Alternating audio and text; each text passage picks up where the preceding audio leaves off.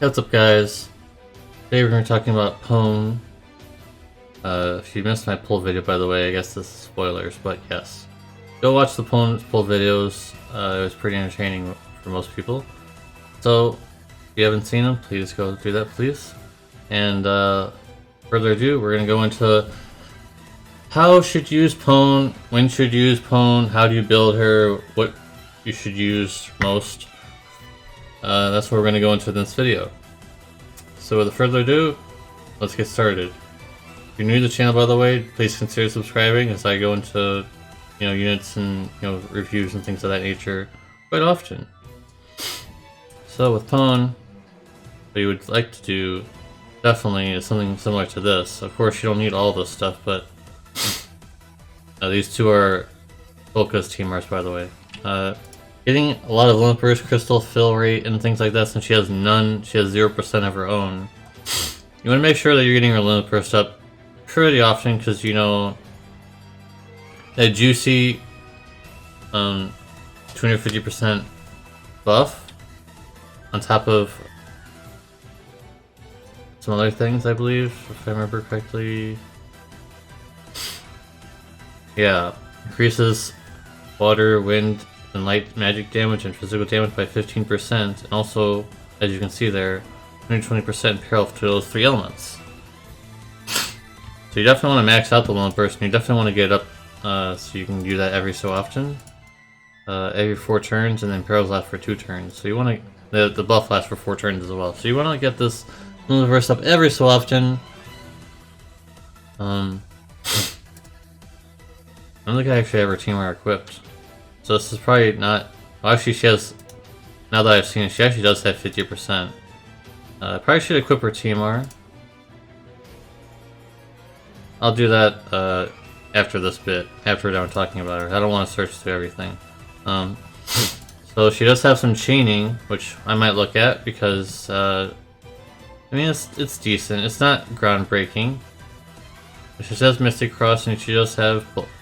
Bolting Strike, which we still need to make up a name for that. Bolting Strike on the JB side is actually not really Bolting Strike. It's similar, but it's slightly different. So that being said, for anyone who's wondering when Bolting Strike came to the game, basically 11 on the JB side, he has Bolting Strike frames for like a filler fire move that he had, an AoE fire move that was completely useless anyways, and no one should have worried about that. But now, I guess it's starting to become an actual chaining family here, so don't be discouraged for people that are playing global. It's not real Bolting Strike frames. With that being said, I think this is a really good build. You can use any staff here. This is a free shield, this is a free STMR. Everybody in global should know about this one by now. This is a 3-star TMR. And I mean, like, all this is going to be replaced by just some, some LB fill rate build stuff. She doesn't need, crazy stuff like this, so. And this is also with not really door potting or anything, and she has these stats, even without TMR. So, let me go ahead and equip her TMR very quickly here, show you what it looks like. As you can see, we changed out Alexander Charlotte's TMR for her own TMR, and now you can see there's a definite improvement on stats already. She gets 50% limit burst fill rate, which is what we need. 25% spirit true druid, which I'm not going to worry about because she doesn't even have an 8 dual wield anyways. And 40% spirit and 40% magic, which is not really that big of a deal. Yeah, anyways, I think that actually this might be skippable if it wasn't for the 50% W fill rate, which is better than 0%. So with that being in mind, guys, now that you've seen how strong she can be in terms of stat-wise, now I think we should go in and just check her out a little bit in the training dummy. So let's go ahead and do that real quickly. So here we are, and first of all, just triple cast in the first turn just like Regis does. But you want to activate this so she can have triple cast again. And now that activates all of her other abilities, which I'm pretty sure you need to activate this in order to unlock all of her other abilities. And that is indeed the case. And for you guys who do not know this mechanic, basically, when an ability gets unlocked, and a unit has like dual cast or triple cast, you can use this, and then when you use the ability right now on this exact turn, for example, this one right here gets upgraded after you use this ability. So this gets the upgraded ability on the same turn because it activates in sequence. So this X activated, that counts as it being activated for that turn, so then your move gets upgraded to the next tier, basically, so you get the added benefit. So with that being said, let's go ahead and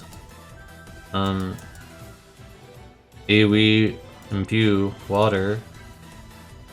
Go ahead and do that, and also that'll be fill rate buff. So now that's a thing. Go ahead and get him all prepared. Doesn't really need to use the killer move, and we don't need to imbue either, so just do this. And these ones are here for no reason. Laziness. We only need Ace and her for this.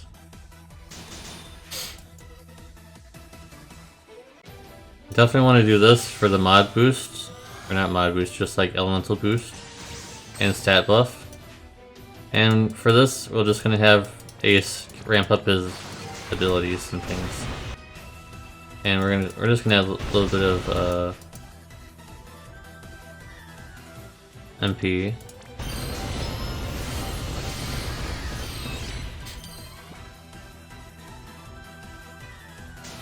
Now, theoretically, this is what should happen, because Pone's AoE, after changing, is changed to... By the way, I don't know if this stacks. I don't know if her Limit Burst and the ability stack, because this gives 10% water and physical damage. 5 turns, and also AoE imbue. I don't know if this stacks with her Limit Burst, but it would be interesting if it did. Probably doesn't though, this is probably the higher thing that overrides it. It's just fine. So we're gonna see if this actually chains elemental. I'm not really sure on what hers is yet. This could be a complete failure, or it could be a complete success. Let's look out. Let's look at it. Okay, so it actually is true, guys. This is really interesting, guys. So she can actually chain with her move, because it's magic with spirit scaling magic, kind of like how Victoria, I think that's what her name was. I can't remember. She has a lightning attack that's magic, but it's actually physical. So this is really good, actually. She can chain well with Ace and Rem. That's super good, because she can actually. Oh, the combos are like insane right now, guys. They're like blowing through my head. Like, even before, I didn't test this before I recorded this. This is all new to me as well. This is insane synchronization here, like synergy. Like, she can help imbue Aces so he doesn't even have to imbue anymore. Like, she can take care of the imbues for both Aces because it's AoE. He doesn't even have to imbue anymore, dude. Because then you can just... Wow. That's kind of crazy, I'm not gonna lie. That's pretty crazy. That's like really insane. I'm not trying to hype this up too much, but like that's insane, dude. Now sure, she's gonna lose her triple cast, but that's fine because she's not gonna be the main source of damage here, guys. She can supplement it, but she's not the main source of damage here. So obviously it's not gonna chain properly, but still, this is really crazy. She's hands down the best support in the game. So with that being all that revelation in mind, now she can chain with Ace and Rem. Who else she can chain with? Like just other physical damage dealers. So she's really much more suited in a... I mean, she can be in any team, but she's way better suited for like a physical DPS lineup.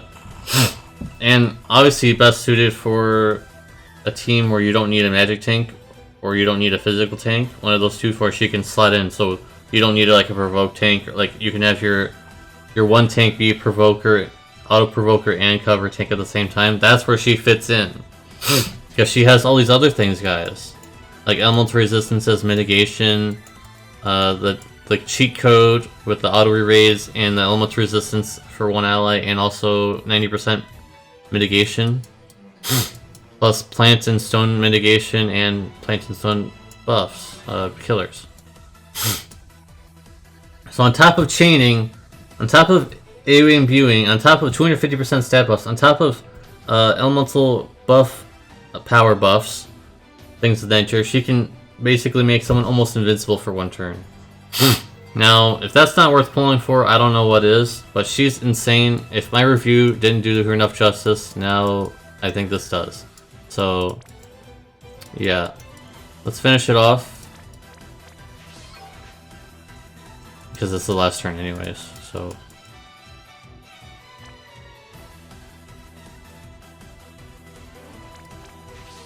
They should still be imbued for one more turn. Yep, one more turn, so let's go ahead and... let's get off. Let's go ahead and get off our damage here. Perfect. Now her mods are not that high, but it's fine. She's not meant to be the top tier damage dealer, guys. That's pretty good damage. Not gonna lie, that's pretty good damage. She's not really meant to be the top tier damage dealer, guys. That's really good. I'm impressed. I'm more impressed than when I reviewed her now. So guys, overall, very powerful unit. And you really want to gear her with more lone burst fill rates, buffs, and with equipment, and make her pretty tanky, because of course you're only going to want to put her in a team where you're not going to have two tanks. She excels the most in a party that you don't need two tanks in. But there are situations where maybe you can have two tanks and have her as in the healing slot, because she can't really heal, but she can make sure you don't take any much damage. So what's the point of healing if you can not take any damage, XD? Yeah, she's just insane. Everything about her is just insane. Pretty much everything in her kit does something. There's almost no filler abilities in here at all. You know how some units have filler abilities and things, so, you know, there's almost no filler abilities in here. No, I'm looking at her entire kit again, and there's no filler abilities in here whatsoever. Everything in here is useful in their own situation and in an own way. So that's really good. It's really rare for a unit not to have filler abilities. So I'm hoping that this video helped you guys out. For anyone who is looking forward to getting Pone, ignore the haters. She's amazing. I know the Olympus is not everybody's cup of tea, but I mean, come on. She's amazing. Just look at the kit. And she's my favorite character, and I think that is much worth. I think it's worth putting my faith in her, because she is the best support in the game, hands down. No doubt in my mind anymore. And I'm glad that she's this amazing. So let's go off with the controversial Olympus to end this video. Controversial Olympus.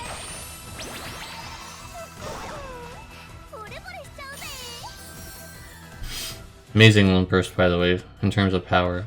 So, thanks for watching, guys. If you guys were helped you out a little bit. If there's any other things that you need to know, I think I covered where she should be placed in a team, things of that nature, how powerful she is. She can be a chainer. She can AoE imbue 3 elements. I mean, what else do I need to discuss? I think we've covered to a T. So, with that in mind, guys, if you watched all the way, sorry about the sniffling. If you watched all the way through, type in hashtag amazing. Hashtag amazing is going to be the keyword for today. So if you watch all the way through, type in hashtag amazing. If you liked the video, please leave a like. If you hated it, please leave a dislike. Let me comment down below if you want to see any other kind of units that are in this kind of video format where I go more in depth on a specific unit that you want to see. Talk about them a little bit more. If you're new to the channel, please consider subscribing. Thanks for watching, and I am out. Peace.